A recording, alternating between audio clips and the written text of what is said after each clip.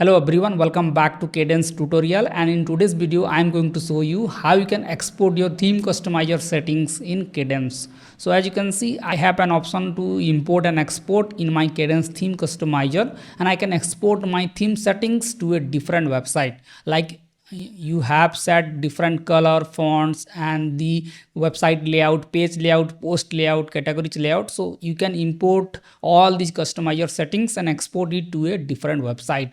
So let's check how you can do that. So in some cases, in some website you will not see this option, so we need to enable this option first. So for this, as you can see, I have a different Kadence WP website and I don't have that option in this theme. So for this, you need to install the Kadence starter plugin. So let's click on add plugin first, and I will simply search for Kadence. And this is the plugin AI Power Starter Template by Kadence WP. So we need to install and activate this plugin, and after that the import and export option will show in the Kadence theme customizer. So let's go to theme customizer. Now the import and export option will show up here in the theme customizer. So let's click on that. So first of all, let's go to K2 blogging, click on export and export our theme customizer settings. So as you can see, we have the Kadence theme export.dat that file. So we need to import that. So I will click on import, and here is the file. So let me select that. So it is around 55 KB file. So let's click on import. So this will import all your theme settings like your fonts, color, and all the layout settings.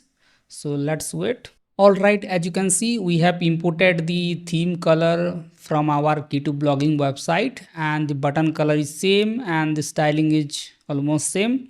Now let's open a blog post here and let's see. We have removed this sidebar, and this is how this layout looks like. So this is how you can import your theme customizer settings from one website to other. Now you can click on any of the element and customize it further. Let's say I want to select a header, and it will set the new header in your website. So let's click on publish. So if the import and export option is not showing, that's because your website doesn't have the starter template plugin. So you need to install this plugin temporarily and import your content, and after that you can deactivate the plugin. There is no issues.